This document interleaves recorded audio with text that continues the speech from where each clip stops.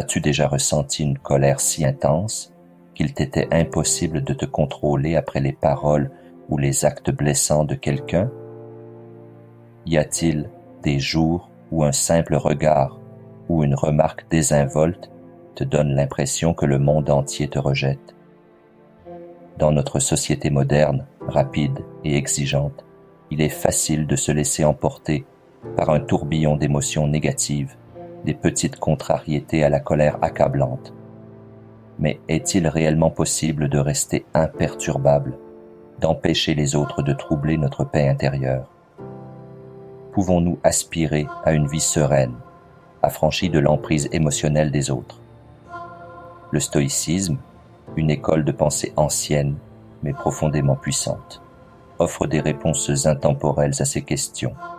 Marc Aurèle, Épictète et Sénèque, confrontés à des épreuves immenses, ont su préserver une tranquillité intérieure grâce à la sagesse stoïcienne. Aujourd'hui, explorons ensemble 7 méthodes concrètes pour non seulement maîtriser tes émotions, mais aussi reprendre le contrôle total de ton âme. Ce que je vais partager avec toi n'est pas de la simple théorie. Ces enseignements sont issus des leçons profondes du stoïcisme, distillés en conseils applicables à ton quotidien. Reste concentré et ne manque aucun de ces points, car même l'application d'une seule de ces méthodes pourrait transformer immédiatement ta vie. Prêt à plonger dans cette sagesse intemporelle? Allons-y, chère famille. Numéro 1. Les imprévus de la vie nous surprennent souvent. Un collègue te critique ouvertement lors d'une réunion. Un inconnu te dépasse dans une file d'attente. Ou encore, une remarque acerbe t'est lancée, te laissant blessé. Ces incidents, bien que minimes, peuvent perturber ton humeur, éveillant colère et frustration. Mais existe-t-il une manière de surmonter ces émotions négatives et de conserver son calme face aux actions des autres? La réponse réside dans l'art de la non-réaction. Épictète nous rappelle cette vérité intemporelle. Ce qui trouble les hommes, ce ne sont pas les choses elles-mêmes, mais les jugements qu'ils portent sur elles. Tes émotions ne découlent pas des actions d'autrui, mais de la manière dont tu les interprètes. Imagine-toi critiqué publiquement dans une réunion. Ton instinct premier pourrait être l'irritation ou l'embarras, et tu serais tenté de te défendre ou de riposter pour sauver ta dignité. Pourtant, au lieu de réagir immédiatement, pose-toi cette question. Pourquoi devrais-je laisser ces mots dicter ce que je ressens? Ce comportement impulsif de ton collègue ne reflète ni ta valeur, ni tes compétences. Il révèle simplement leur propre état d'esprit. En choisissant de ne pas réagir, tu préserves ton calme et démontres ton professionnalisme. Une réponse alternative pourrait être de dire, avec sérénité, « Merci pour ton retour. Je répondrai à cela après avoir présenté mes idées. » Ce moment de calme te permet de garder le contrôle. Ton collègue, au lieu de se heurter à une hostilité, est désarmé par ta posture. Et toi, tu quittes la réunion avec confiance et paix intérieure. Sénèque, dans sa sagesse, disait « Le meilleur remède contre la colère est le délai. » Prendre une pause est une méthode puissante pour maîtriser la non-réaction. Lorsqu'on t'insulte, résiste à l'envie de réagir immédiatement. Respire profondément et réfléchis. Si un collègue t'envoie un email critique, retarde ta réponse d'1 heure, voire d'1 jour. Ce temps te permet d'aborder la situation avec clarté et de répondre avec discernement, plutôt qu'avec émotion. Parfois, le silence est la réponse la plus forte. Ne pas réagir protège non seulement ta paix intérieure, mais empêche aussi les autres de prendre le contrôle sur tes émotions. Comme le dit un proverbe ancien, « Si un âne te donne un coup de pied et que tu répliques, tu deviens toi aussi un âne. » Ce conte illustre une grande vérité. Répondre à la négativité par la négativité ne fait qu'alimenter le conflit. Le silence, loin d'être une faiblesse, témoigne d'une force intérieure, celle de s'élever au-dessus du besoin de réagir. Imagine une dispute animée où chaque mot intensifie la colère. Si l'un des participants cesse soudainement de répondre, les flammes de la discorde s'éteignent. Celui qui choisit le silence émerge en véritable victorieux, ayant maîtrisé ses émotions et préservé sa tranquillité d'esprit. Prends un moment pour réfléchir. Quand as-tu perdu ton calme pour une chose insignifiante? Cette colère valait-elle réellement le prix de ta sérénité? Si tu pouvais revenir en arrière, comment réagirais-tu autrement? Ces questions encouragent une introspection quotidienne et un travail constant sur soi. Marc Aurèle nous offre cette réflexion. Si quelque chose d'extérieur te trouble, la douleur ne vient pas de la chose elle-même, mais de ton jugement sur elle. Et ce jugement, tu as le pouvoir de le révoquer à tout moment. Reconnaître que tu contrôles tes réactions te donne une immense liberté. La non-réaction ne signifie pas tout accepter passivement, mais discerner ce qui mérite réellement ton attention et ton énergie. En pratiquant cet art, tu maîtrises non seulement tes émotions, mais tu protèges aussi la paix de ton âme. Tu ne peux contrôler les actions des autres, mais tu peux toujours contrôler ta réponse. Le calme, le silence et un cœur inébranlable sont tes plus grandes armes dans ce monde chaotique. Voilà l'essence même du stoïcisme. Numéro 2. Quand nous apprenons à rester calmes et à éviter de réagir impulsivement aux événements de la vie, notre âme s'allège peu à peu. Ce qui autrefois éveillait en nous colère ou trouble devient de simples ondulations dans le courant de l'existence. Libérés du poids du ressentiment ou de la frustration, nous découvrons un nouvel espace en nous. Un espace pour aimer, comprendre et donner. C'est dans cette transformation intérieure que nous trouvons une joie profonde, celle de réaliser qu'il n'y a parfois pas de meilleure manière de préserver notre paix que de pardonner. Ce voyage intérieur mène l'esprit vers la tranquillité et ouvre le cœur plus largement que jamais. Comme le rappelle Marc Aurèle, le matin, en te levant, pense au privilège d'être vivant, de penser, de jouir et d'aimer. Ces mots nous rappellent avec douceur les bénédictions de la vie. Chaque matin est une nouvelle opportunité, celle d'aimer, d'aider les autres et de vivre avec un cœur plus ouvert que la veille. Le pardon, vu à travers la sagesse stoïcienne, n'est ni une tâche distante ni un fardeau difficile. C'est une manière de reconnaître que tendre la main à autrui apporte une joie partagée. L'histoire d'un ami peut illustrer ce principe. Travaillant dans un environnement stressant, il était souvent critiqué, parfois injustement, par ses collègues. Plutôt que de répondre par la colère, il choisit d'écouter et de se poser une question essentielle. Que vivent-ils que je ne vois pas? Il découvrit un jour qu'un collègue particulièrement critique traversait de graves difficultés financières. Cette prise de conscience transforma sa perspective. Plutôt que de riposter, il écouta, resta silencieux et offrit même son aide. Le résultat? Une relation apaisée et une atmosphère de travail plus harmonieuse. Dans nos familles, de simples désaccords peuvent dégénérer en conflits majeurs. Imagine un proche qui te critique constamment, quoi que tu fasses. Leurs paroles te blessent peut-être, mais souviens-toi, leurs critiques naissent souvent de leurs propres insécurités ou douleurs et non de toi. Comprendre cela désarme la colère. Choisir de pardonner ne signifie pas approuver un comportement blessant, mais refuser de laisser ce comportement prendre le contrôle de tes émotions. La colère, bien souvent, naît d'attente.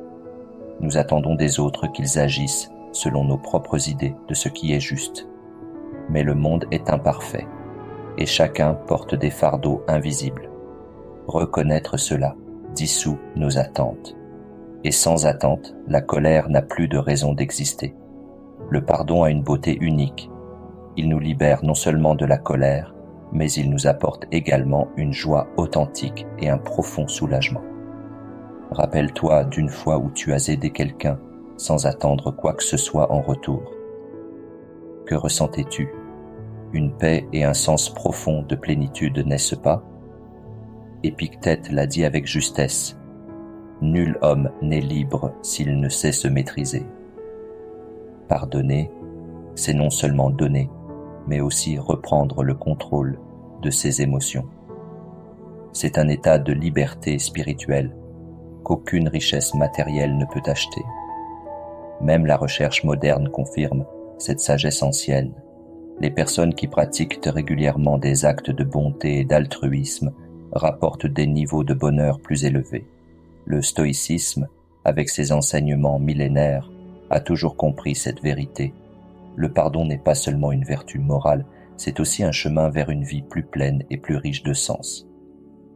Prends un moment pour te demander: puis-je voir cette situation à travers leurs yeux? Qu'est-ce qui motive leur comportement? En pratiquant régulièrement ces réflexions, tu apaises l'inconfort et encourages la compréhension. Le pardon n'a pas besoin d'être compliqué. Parfois, il suffit de faire preuve de patience face à une maladresse ou une négligence. Au lieu de chercher à contrôler l'incontrôlable, concentre-toi sur ton propre perfectionnement. Comme le disait Sénèque, là où il y a un être humain, il y a une opportunité de bonté. Quelle que soit la situation, la vie t'offre toujours une chance d'étendre ta compassion. Choisis le pardon, non seulement pour les autres, mais aussi pour toi-même. En donnant et en comprenant, tu construis un monde meilleur, à la fois pour toi et pour ceux qui t'entourent. Le pardon n'est pas seulement une action, c'est la clé pour vivre librement et en paix. Numéro 3.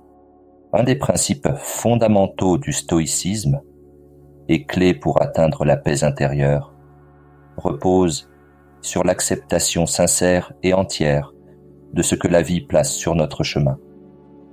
Cela ne signifie pas qu'il faille apprécier ou approuver chaque situation, mais plutôt apprendre à les affronter sans résistance. Marc Aurèle, dans ses Pensées pour moi-même, écrivait: « Accepte les choses auxquelles le destin te lie et aime les personnes que le destin place sur ton chemin, mais fais-le de tout ton cœur. » Cette acceptation constitue le fondement pour sortir du cycle vicieux de la colère et de la frustration. Prenons un exemple simple. Effectuer une tâche banale, comme faire la vaisselle. Si tu abordes cette tâche à contre-cœur, chaque assiette devient un combat intérieur. Mais si tu l'acceptes avec gratitude, même la lourdeur de la tâche s'efface. Épictète nous enseigne dans ses entretiens: ne cherche pas à ce que les événements arrivent comme tu le veux, mais souhaite qu'ils arrivent comme ils doivent arriver, et ta vie ira bien. C'est là l'esprit de la volonté. Ne pas résister à la vie, mais s'y accorder pleinement. Appliqué à une situation désagréable, comme être coincé dans les embouteillages, ce principe change tout. Si tu passes ce moment à fulminer, la frustration grandit. Mais si tu le vois comme une opportunité pour écouter une musique que tu aimes ou réfléchir à ta journée, la tension s'apaise. Un aspect clé de cette volonté réside dans la définition de notre vision de vie. Plutôt que de courir après des objectifs éphémères, comme la richesse ou les possessions, vise une vision plus large. Quelle vie veux-tu créer? Une vision transcende les ambitions personnelles et temporaires. Elle donne du sens à chaque action, car tu comprends que tout, le bon comme le mauvais, contribue à ton parcours. En adoptant le flux de la vie plutôt que de le combattre, tu gagnes une liberté et une paix profonde.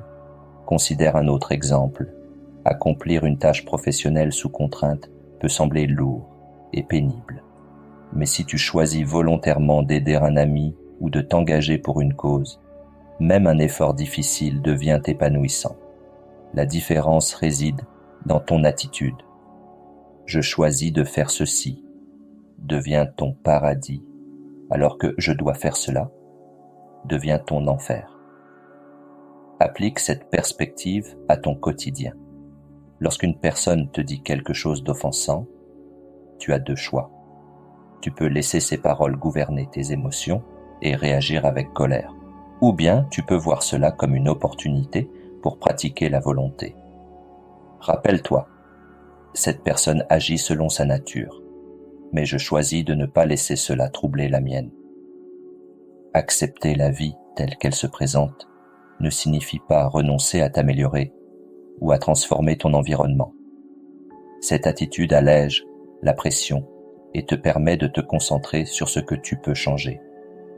Par exemple, une critique au travail peut être perçue non comme une attaque personnelle, mais comme une chance d'apprendre et de grandir. Ce n'est pas l'événement en lui-même, mais ta réaction qui détermine ta paix intérieure. Il ne s'agit pas d'une transformation instantanée, mais d'un processus. Commence petit, accepte tes erreurs, vois les défis comme des leçons et aborde les petites contrariétés avec grâce. En maîtrisant cette posture, tu seras moins vulnérable à la colère et aux perturbations extérieures. Tu découvriras une force intérieure résiliente, te permettant de vivre pleinement et sereinement, selon tes propres termes. Numéro 4. As-tu déjà réfléchi à la raison pour laquelle nous ressentons si facilement de la colère ou de l'irritation envers les autres? Et si cela venait de nos jugements, pense-y. Combien de fois par jour te dis-tu « cette personne est insupportable » ou « celle-là est complètement irresponsable ». Ces jugements, au-delà d'affecter les autres, pèsent lourdement sur notre propre esprit. Dans le stoïcisme, se libérer des jugements est une méthode puissante pour s'affranchir des émotions négatives, comme la colère ou la frustration. Les humains interprètent naturellement le monde à travers leurs propres filtres. Ainsi, lorsque quelqu'un agit à l'encontre de nos attentes, nous avons tendance à le cataloguer immédiatement. Par exemple, si quelqu'un roule lentement devant toi, ton premier réflexe pourrait être « quel imbécile !» Mais as-tu envisagé qu'il pourrait s'agir d'un conducteur novice ou d'un parent transportant des enfants en toute prudence? Les événements extérieurs ne déterminent pas nos émotions. C'est la manière dont nous les interprétons qui le fait. Juger les autres place un poids émotionnel inutile sur nos épaules. Comme Marc Aurèle l'écrivait, tu as toujours la possibilité de n'avoir aucune opinion. Il n'est jamais nécessaire de te troubler ou d'affliger ton âme à propos de choses que tu ne peux pas contrôler. Les jugements ne sont pas seulement des pensées, ils sont la racine de la colère. Imagine un collègue souvent en retard. Si tu te dis qu'il est paresseux ou irresponsable, ton irritation ne fera que croître. Mais si tu observes la situation sans jugement, ton regard s'adoucit. Cela ne signifie pas que tu approuves son comportement, mais en abandonnant le jugement, tu te protèges des émotions négatives inutiles. Le stoïcisme ne nous enseigne pas à ignorer les problèmes, mais à les voir avec plus de clarté. Personne n'est totalement bon ou mauvais. Les actions des individus sont le reflet de leurs circonstances et de leur compréhension. Réfléchis à un moment où tu n'as pas agi de ton mieux. Peut-être étais-tu fatigué, stressé, ou simplement dans un mauvais jour. De même, les actions des autres sont rarement des traits fixes. Prenons un exemple. Au restaurant, un serveur renverse de l'eau sur ta table. Ta réaction initiale pourrait être la colère. Quel manque de soin! Mais si tu prends un instant pour réfléchir qu'il pourrait traverser une journée difficile, tu te sentiras immédiatement plus léger. C'est cela, le pouvoir de lâcher prise sur le jugement.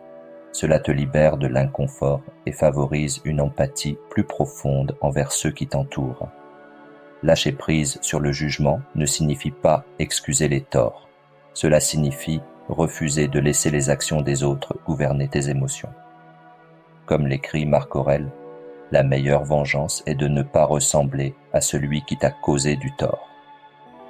La meilleure réponse à une offense n'est pas la colère, mais le maintien de ta dignité et de ton calme. Comment pratiquer cette absence de jugement? Le premier pas est la prise de conscience. Chaque fois que tu te surprends à juger quelqu'un, demande-toi, cette pensée est-elle nécessaire? M'apporte-t-elle un bénéfice? Ensuite, essaie de changer de perspective. Mets-toi à la place de l'autre. Qu'est-ce qu'il traverse que tu ignores? Enfin, rappelle-toi que les différences entre individus enrichissent la vie. Quelqu'un de différent de toi n'a pas nécessairement tort, et cela ne vaut pas ton énergie émotionnelle. En cessant de juger, tu te délestes de fardeaux inutiles. La prochaine fois que quelqu'un t'irrite, fais une pause, prends une grande inspiration et demande-toi: cette émotion en vaut-elle la peine? En adoptant un regard empreint d'empathie et de compréhension, tu deviendras non seulement plus bienveillant envers les autres, mais aussi envers toi-même. En fin de compte, demande-toi ceci: veux-tu continuer à porter la colère ou choisis-tu de vivre une vie de liberté et de paix? Le choix t'appartient toujours. Numéro 5. Lorsque tu cesses de juger les autres, une vérité profonde se révèle.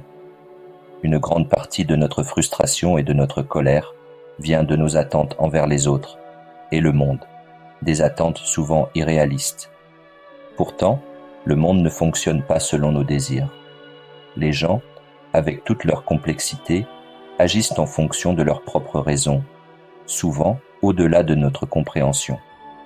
Cela nous mène à une question essentielle.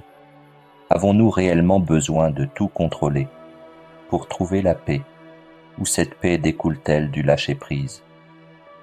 C'est là l'essence du stoïcisme. Au lieu de gaspiller ton énergie à tenter de changer ce qui échappe à ton contrôle, apprends à l'accepter et libère-toi de ce fardeau inutile. Bien que tu ne puisses pas dicter les aléas de la vie, tu peux toujours choisir ta manière de répondre à ces événements. Imagine-toi coincé dans un embouteillage aux heures de pointe. Les klaxons résonnent de toutes parts et la perspective d'un retard te ronge. La colère monte, alimentée par des pensées comme: pourquoi les gens conduisent-ils ainsi? Pourquoi le trafic ne s'améliore-t-il jamais? Pourtant, tu ne peux ni changer la façon dont les autres conduisent, ni dégager la route. La seule chose que tu peux contrôler, c'est ton état d'esprit. Tu as le choix, t'énerver ou prendre une profonde inspiration et accepter que certaines choses échappent à ta maîtrise. Lâcher prise sur le contrôle peut transformer ta vie. Une mère inquiète des résultats scolaires de son enfant ne peut pas passer les examens à sa place. Un employé frustré par les décisions de son supérieur ne peut pas dicter les pensées de ce dernier. Les émotions négatives naissent souvent d'attentes irréalistes envers ce qui nous dépasse.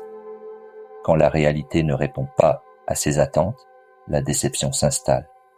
Je me souviens d'un jeune entrepreneur passionné qui avait passé des années à bâtir une entreprise technologique avec l'ambition de révolutionner son secteur. Mais au lancement, les retours du marché furent décevants. Frustré, il blâmait les clients pour leur incompréhension et suspectait même ses concurrents de sabotage. Ses émotions l'enfermaient dans l'amertume. Lors d'une conversation, je lui ai suggéré de se concentrer sur ce qu'il pouvait améliorer au lieu de s'attarder sur des éléments incontrôlables. Ce changement d'approche lui a ouvert une nouvelle perspective. En abandonnant les reproches, il a raffiné son produit, ajusté sa stratégie et accueilli la patience qu'exige le succès. En lâchant prise sur ce qui lui échappait, il s'est senti plus léger, plus créatif et a finalement atteint un succès au-delà de ses espérances. Le stoïcisme nous aide à recadrer les défis avec 3 questions simples mais puissantes. Est-ce sous mon contrôle? Suis-je en train de gaspiller mon énergie sur l'inchangeable? Ma réaction améliore-t-elle la situation ou l'aggrave-t-elle? Lâcher prise ne signifie pas abandonner ou être passif. Cela exige de concentrer son énergie sur ce que l'on peut réellement influencer, ses pensées, ses émotions et ses actions. Imagine-toi en train de ramer sur une rivière. Tu ne peux pas arrêter le courant, mais tu peux diriger ton bateau pour naviguer efficacement avec le flux. Une pratique stoïcienne utile est le premeditatio malorum, l'anticipation des difficultés. Avant de commencer ta journée, prends un instant pour imaginer ce qui pourrait mal tourner, des projets annulés, des erreurs commises par des collègues ou une météo capricieuse. Cette préparation mentale te permet d'accueillir les imprévus avec sérénité. Abandonner l'illusion de contrôle n'est pas une faiblesse, mais une libération puissante. Lorsque tu cesses de t'accrocher à ce qui échappe à ton emprise, tu découvres un sentiment extraordinaire de paix. Commence petit. Ne cherche pas à changer les opinions des autres, à ressasser le passé ou à t'accrocher à l'inatteignable. La vie coule comme une rivière. En apprenant à aller avec son courant, tu trouveras la paix que tu cherches depuis toujours.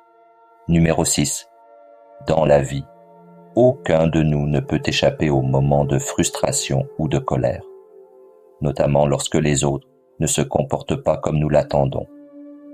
Mais as-tu déjà réfléchi à ceci? Pourquoi attendons-nous la perfection du monde et des gens qui nous entourent? Le stoïcisme nous enseigne que cette quête de perfection est une illusion. Et cette illusion est la source de bien des souffrances. Comprendre que l'imperfection est l'essence même du monde est le premier pas pour te libérer des émotions négatives que les autres peuvent provoquer en toi. Réfléchis à ces exemples. As-tu déjà été déçu parce qu'un collègue n'a pas terminé une tâche correctement, impactant ton propre travail? Ou ressenti de la peine lorsqu'un ami a rompu une promesse? Ou qu'un proche a prononcé des paroles blessantes? Ces situations sont courantes, mais est-il réaliste d'attendre que tout le monde soit irréprochable? Épictète nous rappelle: ce ne sont pas les événements qui troublent les hommes, mais les jugements qu'ils portent sur eux. La colère et la frustration ne naissent pas des actions des autres, mais de la manière dont nous les interprétons. Le monde imparfait et chaotique n'a pas besoin de changer pour te plaire. C'est ta perception qui doit évoluer. Prenons un exemple précis. Imagine que tu as soigneusement préparé une présentation importante, mais qu'au dernier moment, un collègue en charge de supports essentiels fait des erreurs ou oublie, compromettant ainsi ton effort. Il est naturel de ressentir de la frustration. Tu pourrais penser: pourquoi ont-ils été si négligents alors que j'ai tant travaillé?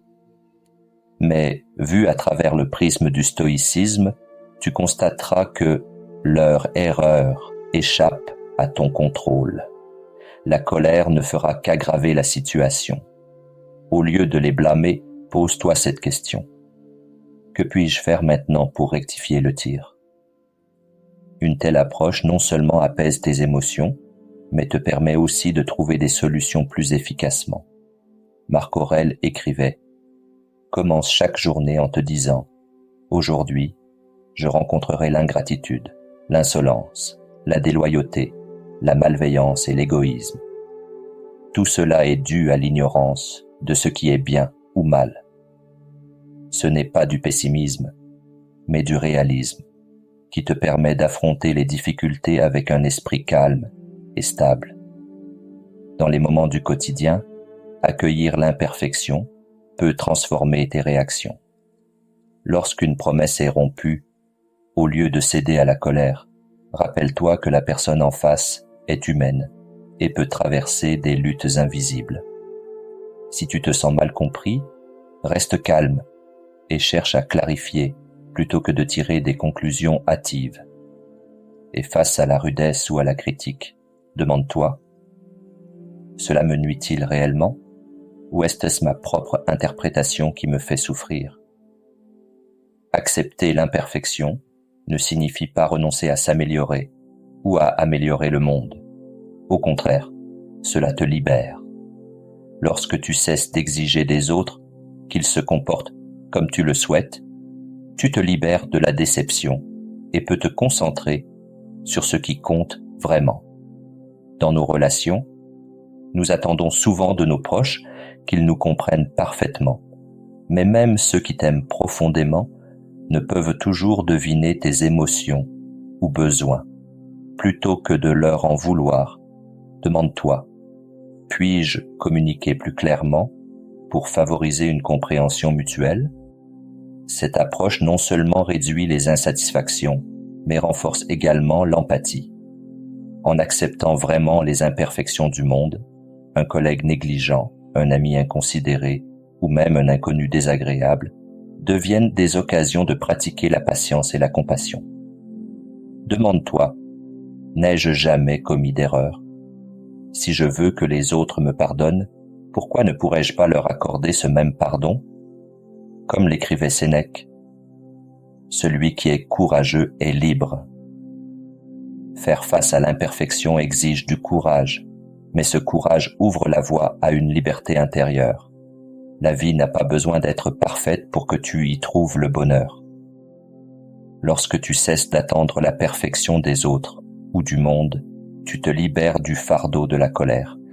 Marc Aurèle disait « Le bonheur de ta vie dépend de la qualité de tes pensées. » En laissant ces pensées stoïciennes guider ton esprit, tu découvriras la paix au milieu du chaos. Ce n'est pas une compromission avec l'imperfection, mais bien l'art de vivre pleinement. Numéro 7. Lorsque nous apprenons à accepter les imperfections du monde, une nouvelle porte s'ouvre, une porte menant vers notre fort intérieur. Le monde est souvent chaotique, les gens ne répondent pas toujours à nos attentes, et les choses ne se déroulent que rarement comme prévu. Mais devons-nous réellement laisser ces réalités nous troubler? Accepter les imperfections extérieures est un premier pas. Cependant, le véritable défi réside dans la maîtrise de nos émotions face à ce que nous ne pouvons changer. Une question fondamentale s'impose alors. Qui est responsable de tes émotions? Toi ou les circonstances échappant à ton contrôle? Le stoïcisme nous invite à affronter cette vérité. Imagine-toi, par exemple, faisant la queue dans un supermarché bondé un week-end de fête. Tout à coup, quelqu'un te coupe la file, sans un mot, ni un regard. L'irritation monte aussitôt. Tu te sens méprisé.